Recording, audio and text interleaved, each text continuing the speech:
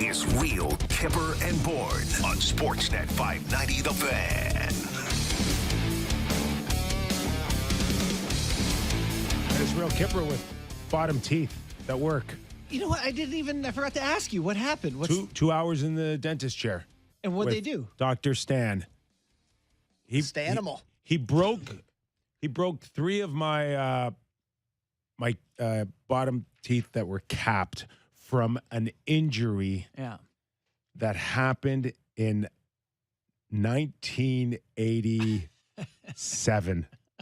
You remember what happened? He ate a stick of gum or one of a hockey card pack. I'm in Halifax, Hershey Bears Okay, you do remember. versus, at the time, the Quebec Nordiques farm team was in Halifax. What were they called? You remember? I'm going to look that up. No, I don't. Senatils or... It was definitely not the Senatals. I don't know. Senators. Good thing it didn't start with a G. What's that? Nothing. I just said the Senators. Good thing it didn't start with a G. I can't I got nothing. I can't remember. I got no help here. Look it up. I'm looking it up. You know Hold on. Jeff Merrick would know. Hold on. I'm looking it up. Started with a C, I think. Okay. So Mike Weir is their first rounder, maybe 12th overall. Big, tall glass of water behind the net. Mike Weir. Yeah, Mike Weir. I feel like I'm derailing your story. I'm going to let you talk. I'll shut up. Are you thinking of Jeff Weir? No, I'm thinking of the golfer, Mike Weir. No, this is Ware. Okay. So he goes to take a... Citadels. I was close. You were. Yeah. He goes to take a follow through behind the net with a hard rim around. Yeah. And I'm going to go now finish my check on a guy 6'8", 6'9". Yeah. And I'm coming in hard. And his follow through, the bottom of the front of his blade cut my bottom lip right open. You know, so that's the scar, eh? You went That's right the through your scar. face. So now I've got a hole in my bottom lip, Yeah. and I've got 5 of my bottom teeth cracked. And I just want to go home now. Yeah. Forever. Forever. I go straight to the hospital. They do about a 300-stitch microsurgery on me Oh. because it's not like you're getting 6 on the surface, No, 'cause right? they're doing inside stitches. You have to build. Yeah. It's just a build-up with micro stitches. That took about 3 hours. That's fun. So now I'm finished with getting stitched up, and now I'm at the front desk at the receptionist, and we're opening up the yellow pages looking for a dentist. Really? What an era. Does anyone do dental work in this town? We find a guy on his pager that will go open up his office and see me. So now I'm like, I still got my shin pads on, I think. I'm in that much pain, and my Yeah. lip was barely hanging on, and Oh, man. And this guy's work held on for 35 years. for 35 years. And oh, by the way, I went from like 3 hours of stitching up my bottom lip to about like 7 hours doing 5 root canals. What kind of drugs do they give you? Good drugs? When I was done, I was on the curb. My lip was still in the office. I was hailing a cab, and my lip. Just pushing your lip in a shopping cart in Yes. front of you? Oh. Yes. That's So- awful. The caps held up Yeah. until I bit something that. So when you cap a tooth, it's based on whatever's something, left on the bottom. That's real. Yeah. But I cracked the real part, and well over 30 years of these things. I'm And then impressed. yesterday, Listen, you got it done no. out of some guy in the yellow pages. I got my dental work done in Alaska, which God knows what kind of surgeons you're getting up there. Who knows? So we both survived. all right, Halifax. thumbs up to dentistry. Yep. We need you. The Citadels jerseys. Just Nice. Beautiful. Baby blue. Baby blue, just like a lot like the colors of the Nordiques, obviously. And the Citadel is in Halifax. It's the Citadel Hill. And it's up right up on top of the city there, big building. I spent some time in Halifax, so I know what the Citadel is. So speaking of teeth, A lot of hardos run up that hill. I'm back where you are, Sammy. I'm looking for a pen, and now I've got one that's completely chewed. And I'm wondering, whose teeth marks are on this pen? It's Brendan Dave- Shanahan. David going through Sisboomba. going through It's the stress. Sisboomba, guaranteed. Is that Sis Boom Ba? 100%. Wasn't there a Seinfeld episode where George found someone who owned a car because of a bite mark on a pen? John Voight? Yeah. Oh, was that what it was? I don't know. I think so. All right. Not a Seinfeld guy. Let's get it back on the rails here. Nick Kypreos, Justin Bourne, David Brandale, David Sisboomba. David, Derek. Oh, what did I say? I've also scripted the lineup. And Jen I scripted the is lineup. back. Kipper's still on the nitrous oxide. I'm on the gas still. The Russian gas. Okay, where do we begin now? Oh, I have a suggestion. We've hashed out the past. Do we just look towards the future?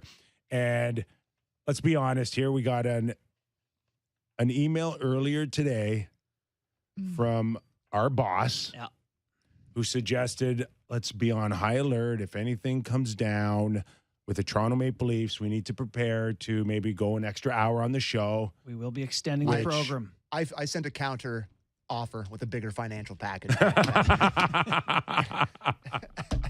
Anyways, continue. All right. And your first message was, ooh, did they get tipped off? Do they know something? Yeah, what do they know? What does Sportsnet know? And what did I tell you? They don't know. I said, you really think there'd be someone with the Leafs that would tip off Sportsnet? Yeah. We couldn't even get a player to get on our show all year. That's pretty baffling. They by are the way. not tipping us off. We got John Tavares after 1,000 Oh, points. did we? After 1,000 points, we got John Tavares. Okay, on the our show. thanks to JT then. Yeah. Okay, I know we're going to get into future candidates here. We have 15 minutes before we're joined by Rob Rossi, who's going to come on, senior hockey writer for The Athletic based in Pittsburgh. Is he going to tell us Kyle Dubas is going there? Probably. Yeah, I would imagine. Something to that effect. We're going to get that news on a guy who was not going to pop up somewhere else in a week. Turns out it was 9 days. But there is something today. I'm a big fan of Elliot Friedman's 32 Thoughts. I don't know if you guys read it. Excellent article. Can we save that for the end of the show? You want me to save it? What do Yeah. you want to talk about right now? You want to talk about me needing a new co-host, according to Elliot Friedman, at the end of the... I don't, by the way. Relax, everyone. Look at this smile on Kipper's face. Okay, what is Elliot doing? I don't know. I thought this would be a good place to confront you. Go. Get it over with. The fact there's a $1 billion bid for the Senators, and we, as of Tuesday night, don't know who will get first crack at closing the deal indicates the Melnick family, the bank, and the NHL have questions that need answering: ownership structure, financing, debt, etc. We're getting there. A couple people who know Steve Apostolopoulos say it absolutely is a style to make a bully bid, so they wouldn't be shocked at all if he's the high bidder. We'll see. If he wins, Justin Bourne might need a new co-host. Oh. What's going on, hello. Kippy? Nicolas. I got to find out Elliot doesn't even mention me by name in this. I know. Like everybody's just to assume who your co-host is. We get no promotion, so they wouldn't know who I am. Majority of his readers wouldn't know who he's talking about. So what's up? I don't know. Ask Elliot. We all love Elliot, but I don't think I've talked to Elliot 3 times since I left Sportsnet in 2019. So, I guess there's a high likelihood that this Greek fella might land the Senators. You have some. I have consulted. Okay. I have been advising, which is a miracle in itself because every time I advise anything at home, people look at me and roll their eyes. Yeah. So I'm familiar with that reception.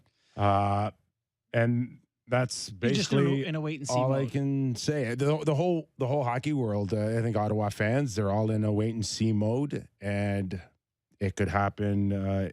They can make an announcement in a second. They can make an announcement next week. They could wait longer. You have to believe it would be sooner than later so they can make sure they have their right GM and coach and make some decisions, right? I would think that this one's a big one because this one will reset a few things moving forward. Now, would you advise them of my candidacy for general manager were you to become part of the structure in some way? I told anybody and anyone in the National Hockey League, I don't move without JB and Sammy. Okay. Or a package deal. If I can't walk into an office and just yell, Sammy. I would be the worst Sens mascot of all time. I'd just be giving the finger to all their fans, like, you guys suck. Just hating on the team. Until you got your paycheck. And they'd be like, go Sens, go. So we'll all sit and wait for that. And I think you're okay with a co-host. Yeah, okay. You're good. Okay. You're good. Let's talk Thank about God. the Toronto Maple Leafs. Okay. So we're starting to hear more and more names. You want to pick at a few here and just talk about what we think of a few of them, including The most obvious is everyone's talking about Tree Living. that is the biggest name out there as far as availability is concerned, as far as maybe a profile, a Canadian one that can resonate, I think, with Leaf fans. I don't know anyone that's more available than Brad Tree Living right now. Yeah. I mean, it He is seems the betting favorite. he is, and it seems not a foregone conclusion, but he is the most discussed guy. Now, a lot of this to me feels like they have set the parameters at they need someone with experience, or they want someone who's experienced in the role, right? It's a big job to take on, potentially trading stars. Huge. They got $20 million in salary cap space. They have massive decisions and opportunity ahead. So they want someone with experience. But once you say that, you rule out so much of like this little list we put together here. And it's like Tree Living, Stan Bowman. Mark Bergevin. Yeah, there's just not that many Jim names. Benning's name is on this list. Oh. Mike Fuda, of course. Yeah. Fute's our good friend here on the show. Yeah, Fuchs is Shirelli. Did you say Shirelli? Peter Yeah, Cirelli. Chiarelli's an option. Ray Shiro. Is he on the list? No, he's not on the list. So those type of guys are out there. I guess it's really hard, right? Because one Stanley Cup gets handed out each year, and some of these guys have done a good job without winning cups, and maybe Tree Living could fit that mold. Someone who's been in Calgary the one 9 thing years. that sticks out to me with Brad Tree Living is this time last year, he was up to his neck in Johnny Gaudreau and Matthew Tkachuk. Right. And in so many ways, he would have to come in here and face a similar fire. I mean, how much Right? more intense would it be here, Kip? Right away. It's an incinerator right now Right away. to walk into. But it is, you don't know yet, and we don't know publicly, and maybe a few outside of Austin Matthews knows for sure, but there is a real chance that Austin could play out his hand just like Matthew Tkachuk can last year. And if that's the case, JB, I'll start with you. Would that make Brad Tree Living the best choice or maybe the worst because it turned out so poorly for the Calgary Flames? I actually think if that's your measuring criteria, he'd grade out really well because he just had talks with all these teams about moving a potential superstar and has a sense for who had pieces they were considering moving. If just going off my gut, Matthew Tkachuk was super close to being a Carolina Hurricane, would he say, call Carolina and be like, I got someone who's maybe more accomplished than Tkachuk, in terms of what he's done in this game and his pedigree and whatever, would you be interested in this guy? So maybe in that way, maybe he'd be better. He also hasn't been out of the second round. You mentioned that trade didn't go great for Calgary in the initial returns. He hasn't had a lot of success. He hasn't had more success than Kyle Dubas had. I know he's older, but he had 2 more years experience in the league and no further in the playoffs. So I don't know. He's a name people know. That seems to be the. How about you, Sammy? I'd be completely fine with Brad Tree Living named as the general manager of the Toronto Maple Leafs.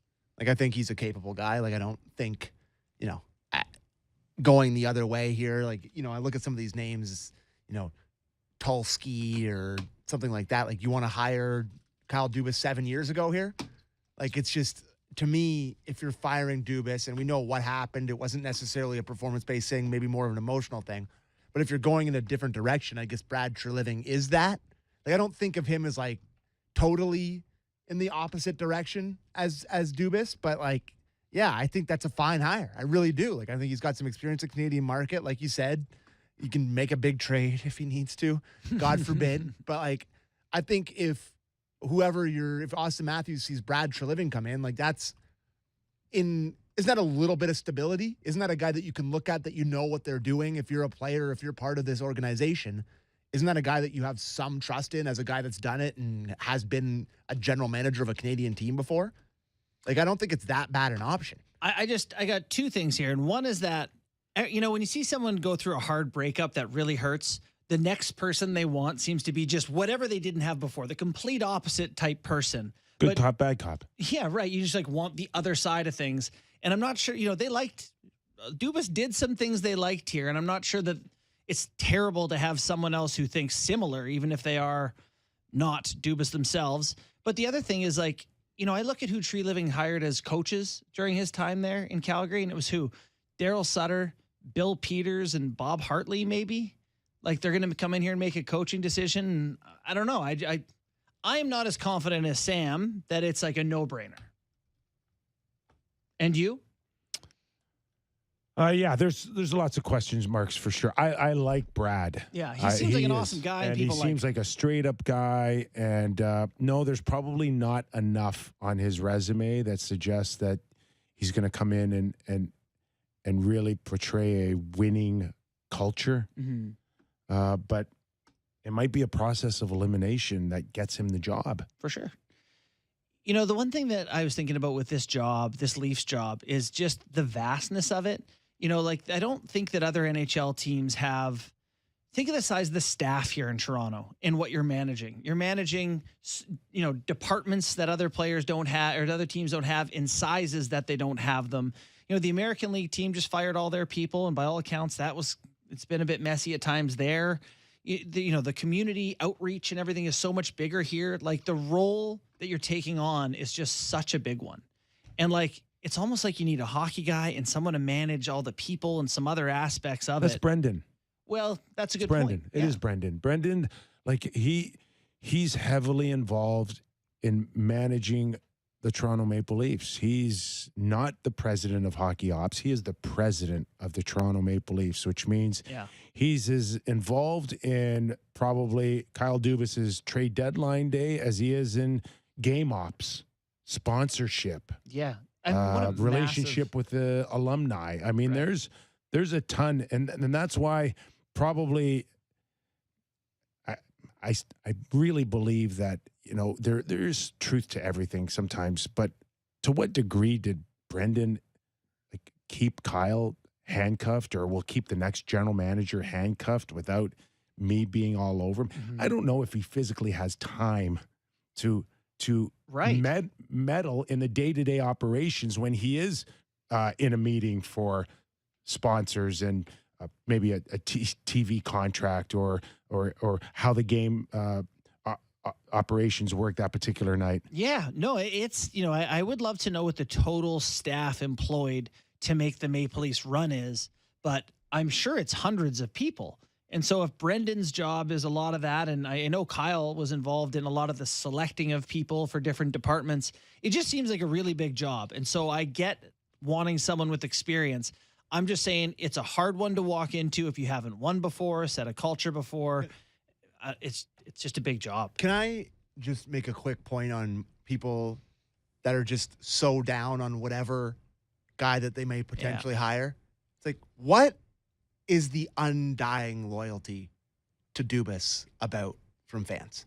Because his faction of fans. Like, this is everyone is crapping all over every other candidate, like Treliving or whatever, and it's like, what, you know? Oh, there's results matter. There's and they didn't get a big any camp results out there. Kyle Dubas camp out there, and many of them are in the media, and they get to dictate the narrative. Mm-hmm. Yeah, and so, but I don't know that those are the people. I see them tearing down other potential candidates. Like, you have to pick someone now. Dubas is out, and so you're looking for the next best guy.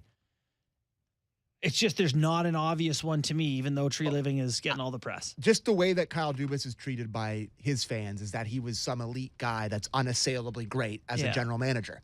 And you look at his record in a lot of important general manager things, and they were not good. Negotiations, trades, a lot of this stuff. Like, I think, how it happened with him going may not have been the right thing, but he was good, not great, in my opinion.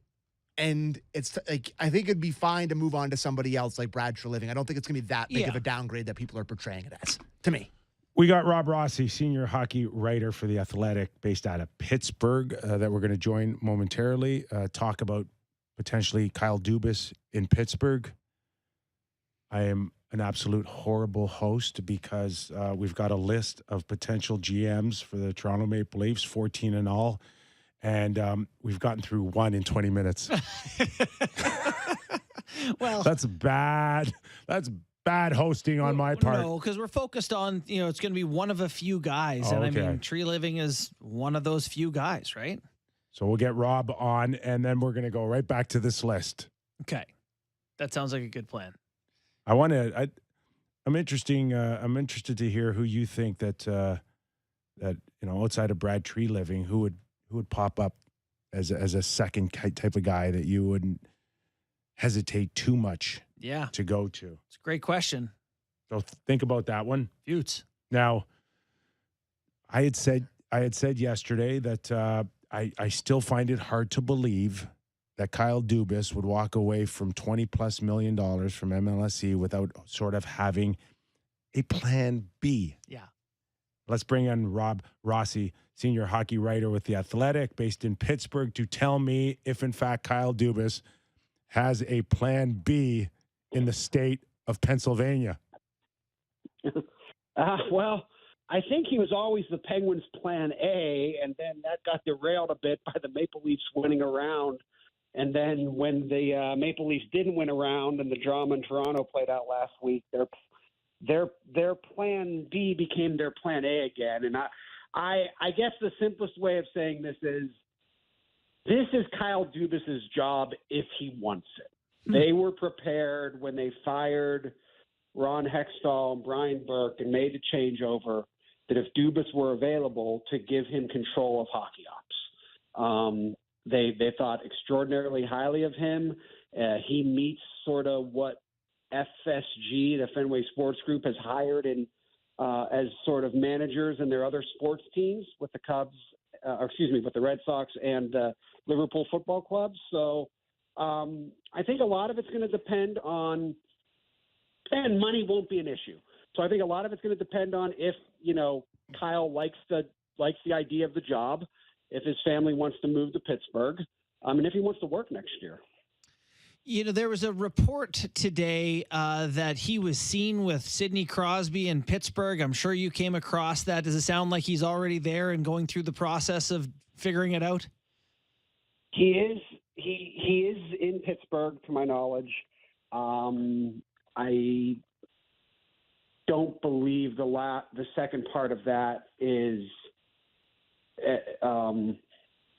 I don't have knowledge of the second part of that. Let me just say that. But he is in Pittsburgh. He was planning to come here midweek and talk to the Penguins, get a real feel for the organization. Not really surprised by that. It's a pretty short drive from Toronto to Pittsburgh. Mm-hmm. It's not like he would have had to hop on a plane and go through the airport, go through all that if he didn't want to. And, I think when you're thinking about a life decision like this, if you can get on the ground and, go see the facilities, see the offices, meet the people that you would be working with and for, I'm not surprised by that he's here. And I would imagine Kyle's interviewing the Penguins as much as, if not more, than the Penguins are interviewing him. We're talking to Rob Rossi, senior hockey writer for The Athletic, based in Pittsburgh. Rob, you have a fantastic piece in The Athletic today. It's titled Chaos, Loathing, and the Big Three, How the Penguins Unraveled. I urge anyone who is subscribing to The Athletic to read it. It gives great detail of the Pittsburgh Penguins season, including re-signing Crosby, Malkin, Letang, and ultimately the demise of Ron Hextall. And, can you speak, Rob, in terms of, based on what I read in your piece, what you would see as the biggest challenge for Kyle Dubas or any other general manager if they started this job with the Pittsburgh Penguins? Well, first of all, thank you for the kind words and the plug. Secondly, yeah, I think based off the situation in Pittsburgh, the challenge is going to be with not significant cap space and some troublesome contracts. How do you build around this core? What Hextall and Burke got right was sort of building a top six that is bona fide. But after that top six, and Jason Zucker is going to be an unrestricted free agent, but, they're going to have Crosby, Malkin, Letang, Gensel, most likely, unless they, for whatever reason, would decide to trade him, coming back. Those are guys that have traditionally produced in the playoffs. To get the Penguins back to the playoffs and to make a run, you're going to have to fill out around them better than the previous regime did. And look, I will say one thing that impresses me about Kyle Dubas, not knowing him personally, but studying him from afar, is those Maple Leafs teams seemed pretty deep. They might have been done in by some lack of scoring or lack of production from their best players in the postseason, but at least through the regular season, those teams seem deep. So I could see why the Penguins would like him for that role. And so what's left in that core group? They're obviously elite, Hall of Fame guys. Is there enough in the tank there to build around them, or do they need other, high-end guys to help with the production side of things? I think they could use another defenseman, another top four defenseman to go with Chris Letang and to go with Marcus Pettersson, who had a really good year. They could use a third line center, a guy that doesn't need to score a whole lot, but can give them minutes and can contribute offensively more than now and then. What they really need is to figure out the goaltending situation.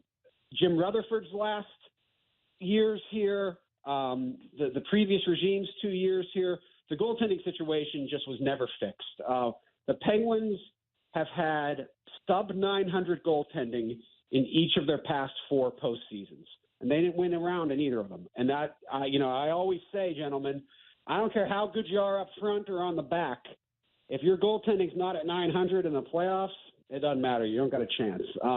They need to figure out if Tristan Jarry is the guy, and if he isn't, they need to figure out what they're going to do for that position. I suspect the way these playoffs have played out, that they're going to have some real conversations about whether to move forward with Jarry or not, given that he's probably going to get a substantial raise and he was injured last year.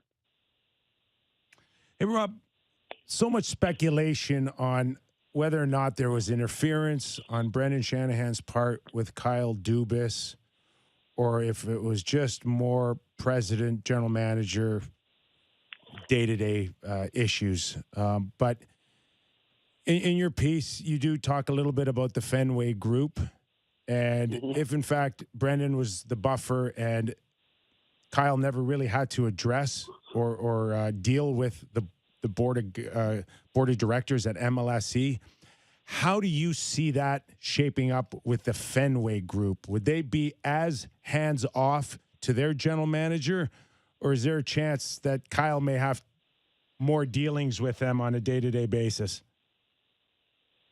My sense, covering them for a year and a half now, is they feel like hockey really isn't their expertise, and they really want to rely on somebody to be the decision maker. Obviously, ownership's going to have import on the big decisions, and ownership will be one kept abreast of things. But my impression is Fenway wanted to focus on the business side of the Penguins and the development of the land across from PPG Pace Arena, and getting the revenue stream shored up, and the arena modernized and everything, and kind of leave the hockey to the hockey people. So I think whoever's the new GM here is going to have autonomy. Now there may be a position that is created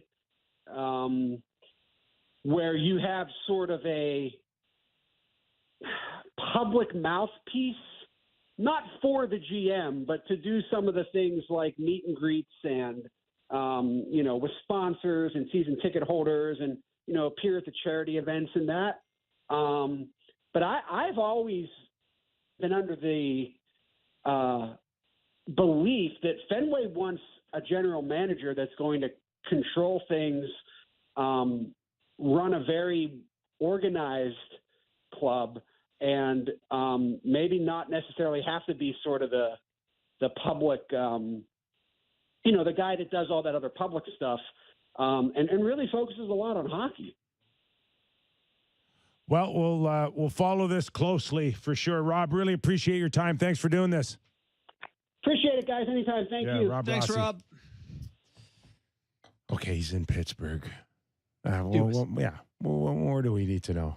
You think it's done? You think you think it's going to happen, eh? I do, yes. And that's just based on my gut feeling. I know nothing more than anyone else. So what do you think it is when he says, I'm not going to pop up somewhere a week from now? Is that like he was so certain he was going to be back from the Leafs that this was kind of like a chance to show some bluster and be like, I'm here?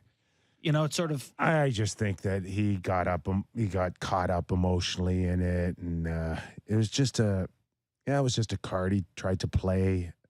He can easily get out of that by saying, Things change. Things change. And, my family supports this. Therefore, why should I wait? Yeah. That's it. And it's fine. No one cares, Kyle, that you said that you won't go anywhere else. Oh, people care. No. Yeah. But they won't care enough to it won't matter. Yeah. Like you can care, and make no mistake that when you speak again, people will put that against your credibility and say, well, you kind of lied just for saying this. And that's just, he's just going to have to live with that. Yeah. But if the job's available and he thinks he has to wait because he said something in that press conference Monday, no, that's not happening. Yeah, you'll wear that on your reputation to sign the $20 million. No one will care enough for that to be a factor. That's all. That's all I'm saying.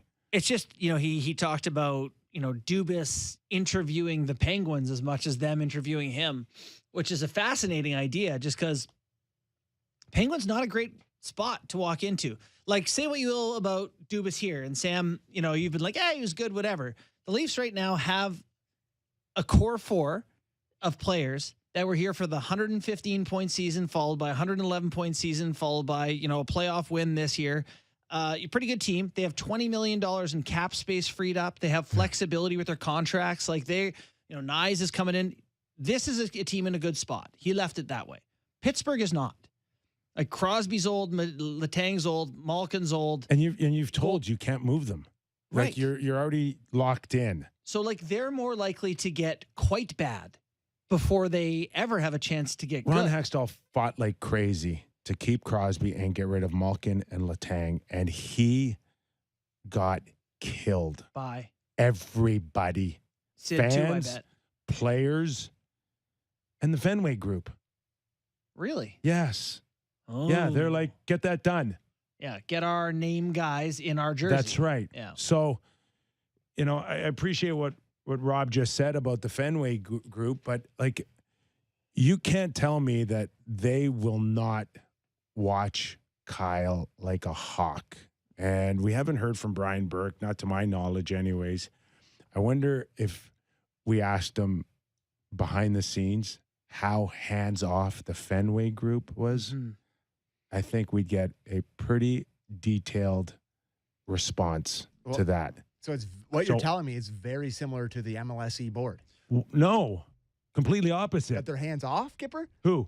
The Fenway group? No, Fenway group's hands on, MLSE hands off. That's what I'm telling you. That Kyle. That might be part of his negotiating at the end of the day, he needs autonomy there. At the end of the day, Kyle only had to deal with Brendan, okay? No one went around Brendan to ever talk to Kyle. If there was a situation where they needed to make a presentation and Kyle was part of it, it was always through Brendan. Mm-hmm. I'm not sure it would work completely that way. So I'm just, the things that you hear is sometimes be careful what you wish for. Yeah. I think it would be a lot harder on dealing with the Fenway group for Kyle than it would have ever been dealing with what he had here, despite his feelings for Brendan. You know what's fascinating is So you think a lot of this just came down to personal stuff? Sorry? I think a lot of it could have come down to personal stuff with Dubas Between and Kyle Shane. and Brendan? Yeah. A lot more for Kyle than I think Brendan. Okay. And that's why I believe that Brendan was completely shocked and surprised by what had happened on Monday. Mm-hmm. I wonder if, if you're Dubas and you go to Pittsburgh and the team's not good, there's a chance that hyper competitive players may say, I'll waive in my no trade clause. I don't want to be here. And all of a sudden you're Dubas and you got to trade Sidney Crosby and, everything's great. Start over. It's a tough gig if it is like you're talking about, Kyper. I would believe that they've played every scenario out in their heads prior to signing. And this contract for Letang and Malkin was to retire a Pittsburgh Penguin. Yeah. If you didn't think that there was a range between winning the Stanley Cup and missing playoffs was part of the equation, then, shame on them. But they can stink. They could lose every game. They ain't going anywhere. Yeah. That ship sailed. Letang has an $8 million salary and a $6.1 million cap hit. He's 36 years old and he's under contract till 2028. I think he's had a stroke and they're not going anywhere no matter how many games they lose. So that is another factor when you're looking at your salary cap and making decisions. They do have a lot of cap space as well, by the way. I should add that. Is this just going to come down to everything we're talking about here makes this sound like a poopy job? Except it's Pittsburgh Penguins. Are they just going Crosby's to pay there, him a ton of money? Is that why he's doing it? Is it more than money? There's 32 of them. There's not that many. I guess. Sounds like not an enjoyable if they told job. Ron Hextall what he couldn't do. I don't know where Kyle thinks he's just going to come in and get the freedom to make decisions. Well, maybe that's part of his leverage here with them. If he's the guy they want as plan A, maybe that's part of what he says where he's like, I'm not doing that. I'm not going to be a part of that. Maybe that's a sticking point where he draws a line in the sand. Hey, that was a deal breaker once. It could be a deal breaker twice. Sure could be. Okay, now we're down to what? 30 teams? Yeah. 29, 28, 27. Right. Now I'm out of a job. Now I'm at home on the couch. It's like, hey, maybe, Kyle, that's not available to GMs anymore. Maybe ownership now wants to have say, and that's the structure of NHL teams. The last thing you want to be is Kyle in January hearing those dishes aren't going to clean themselves. Bringing in $0.00. Just I don't know. I can't help but think there's a lot of regret on both sides here. I agree. I totally agree that there is. I think they would love to redo the past 10 days. But you can't undo what's done. Hey, you want to go to a commercial break? No, quickly before we go to break. Okay, go. I want to thank our friends at Burgers Priest who dropped by with a special lunch for the crew. To the Priest. Everyone here enjoyed the Priest. I may have enjoyed. By the way, I did notice that there's 3 of us. Mm-hmm. They brought 4 hamburgers. Ooh. And 4 were gone, and I only had 1, and JB only had 1. What happened? I'm not great at math, but you tell me what happened. Burgers Priest sent such an elite burger that I may or may not have eaten too. And he didn't even ask us. No. You want that extra burger? JB, you okay? You want it? Nick, you want it? Well, judging by the disgust on Bourne's face when I said I might have 2, I knew he didn't have it. So it's the start of the Burger Priest #Smash Burger Summer, because it isn't summer without a smash burger, always made with 100% premium Canadian beef and hand smashed to perfection. Thanks to the folks at Burgers Priest, and I have the meat sweats. So good. So good. It was elite. And the cookie was very good too. Let's hit the break, and then we'll do playoff picks when we come back. Okay. Nick Kypreos, Justin Bourne, Sammy McKee, Real Kyper and Bourne. More after these words.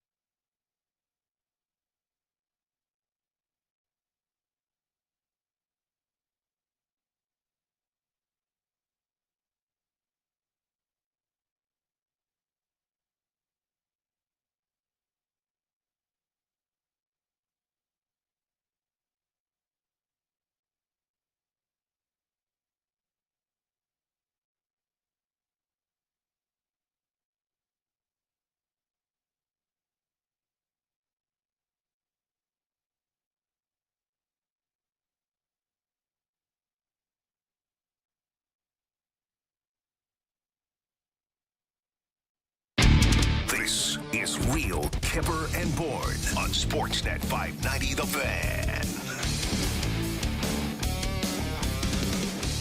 All right, JB, let's pick up where we left off, okay?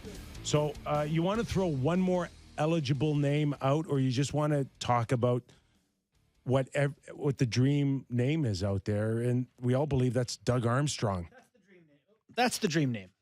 You know, like that's the guy for me. Wholeheartedly agree. Won a Stanley Cup, has traded stars at difficult points in his team's tenure. Was GM of the Canadian team. If we had an Olympic team right now, he'd be the guy, right? So, again, though, you mentioned it yesterday. It's not even close to being true or happening. I think I don't know another team where they would lose somebody and half their media would start writing about someone else who's under contract somewhere else. It just doesn't exist. It just goes to show you how powerful the Toronto media is, that they can take something that has like no validity to it right now at all, and they can turn it into a major story. That's how powerful the media market is here. You know who I think a great candidate for the job would be? Joe Sakic. And John Cooper is the coach. It's like, hey, Kip, you'd be great with my neighbor Nancy. It's like, Nancy's married. Yeah, but she could leave, you know? Now, that doesn't take away the fact that everybody knows that the Toronto Maple Leafs is Doug Armstrong's dream job. Pardon me? Is that a thing? Is that a thing? What's that? Is that true? Is it really? Is it? No, I'm dead serious. It is. That's the job he'd like to have? Oh, like right at the top of the list. Okay. Well, now doesn't that make it a little bit less of a pipe dream then if it's something that... No. Oh. Because there's so many other factors that go into this. And number one is he's got multi-years left on a deal. Yeah. And I think I threw out the other day on... You'd have to pay him more than you were going to give Dubas, that's for sure. Breakfast television that, you know, could they be in a position to offer draft picks or compensation to get him out of his deal to St. Louis? But I don't even think that's a thing anymore. I don't know if you can actually do that. At one point you could have in the past, but I don't think you're allowed to do that. I may be wrong, but I don't think you can. It's like cash considerations. Do you remember that being a part of trades back in the day? I was thinking that like guys that are owed more salary than their AAV, like 15 million for Gretzky. Yeah, like now you can't just tack a big check onto a trade, which I don't know if that makes sense or not. Maybe it does. If you're the Hurricanes, you probably sell all your guys. Or was it for money. 15 million for Lindros? Oh, I don't know. It was cash. Really? Real cash. Just here is money for that player. The other factor that comes in is Doug Armstrong is the man in St. Louis. Okay? President, everything runs through Doug Armstrong. You can't tell me for 1 second I believe that he'd come back to be the general manager to answer to Brendan Shanahan. So he would want Brendan Shanahan's job. I don't think he wants his job. No, I know. We're not stirring job. up whatever. I'm he just saying. He doesn't want his job. That's the job he would want. But he would want a job where he is the man like he is in St. Louis. Right. So... Well, if he rides it out to the end of his contract and Shanny's got 3 more in his deal or something, two more, you never know here. If things don't get better. You never know. I like Doug Armstrong a lot. Yeah. So... Agreed. The one thing that is also a factor in this is that if there is lack of success this time next year, is Brendan's job on the line? Of course. It is. Okay. I think we're all in agreement there. Does the general manager who comes in have to worry about who's the next guy? If Brendan does lose his job next year and this thing does not turn around, am I part of Brendan Shanahan's regime or team? And do I go down a year later, or do I have some sort of protection that if things don't turn around and you want to make a change at the presidential position, I'm still safe? Yeah. Is that a conversation for Brad Treliving when he comes in? It's a great question. we also have to do playoff picks in the next 4.5 minutes. And did you want to mention Jamie Benn or anything like that before? Oh, yeah. We have no time. That's okay. Okay. Well, listen, we'll pick it up later on in this week. We're not here tomorrow, correct? 4. We got a Jays game that they're giving us the day off. Yeah. So we're forced to go golfing, the three of us. Absolutely. Sammy, you will tweet pictures of us on the golf course tomorrow. Yeah, I'll tweet one. Okay. I'll tweet one for our listeners so they can feel like they're there with us. Taking my boys golfing. We'll look into a couple of stogies. Okay, go ahead, Sammy. It's time for playoff picks presented by Bet365. Visit the app for the latest odds. As you may realize here, the Golden Knights now are prohibitive favorites to win the Stanley Cup. They are minus money now to win the Stanley Cup at minus 125. Do you think that should be the case with potentially the Florida Panthers waiting on the other side for them? So I've got a piece that's coming tomorrow, one of those AWS pieces on opportunity analysis. Florida, this whole thing, they create chances off Panthers turnovers are so plus well. 125, by the way. Yeah, and they create chances off turnovers so well. Bobrovsky's playing so well. I wouldn't want to bet against him. Like, I like Vegas. I think it's Vegas. But before they even got out of this round, I wouldn't pick them at minus money to win the Cup. Yeah, I like Vegas a lot. Yeah. I think they should be the favorites. I think they should be a prohibitive favorite. But the way Bobrovsky's playing right now, it's hard. When you're watching a goalie and it's hard to imagine a goal, that's when you know a guy's locked in. Yeah. It's like when I'm putting and it's tough to imagine it going in. I know I have no chance. Two forces headed to a Stanley Cup final. Yeah, this is. I actually legit am excited about a Florida. Final. In terms of laundry, I wouldn't say it's the most exciting final in terms of markets and jerseys and kind of teams and history of these teams or whatever. But if this was Boston, Chicago with these two rosters, it would be the sexiest final ever. How do you dress if you're covering this series? Just shorts and a tank top. It actually is dream. You're going from like straight up 90 degree in Florida to 104 in Nevada. Yeah, it's pretty good. So might become a reporter. And just a couple same game parlays for tonight on both sides. If you like the Panthers, Carter Verhaeghe goal. He hasn't scored since game 1 of this series. He scores big goals for them in a big game. Matthew Tkachuk over a half point. And Panthers to win, that's 7-1, which is a nice number. Very possible, obviously, on all those. And if you like the Canes to win, Canes with a Seth Jarvis goal and Freddie Anderson over 27.5 pays 11-1. So like that Florida bet. Both sides of that there for a same game parlay for tonight's game. If you want to get in on the action, that was Playoff Picks presented by Bet365. Visit the app for the latest odds. I just got a tweet that says the money's on Brad Treliving. It is, huh? Yeah. Yeah. He is a heavy favorite right now.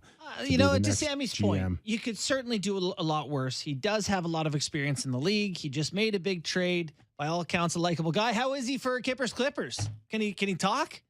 I think so. I remember him doing a lot of radio. I think he can. I think he can talk, guys. I think he's okay for us. He can. He is, and he's like I said. As long as he doesn't hire Daryl Sutter for Clippers, we're dead. He's a straight shooter, which is always welcomed in our game. Yeah, I'm looking at this list and going, there's some names in here who aren't going to help us out very much.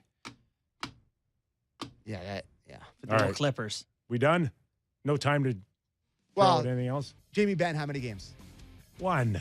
Yeah, 1. Everything's 1. 1. I mean, it's the same as the slash on Petro. Intent, no injury.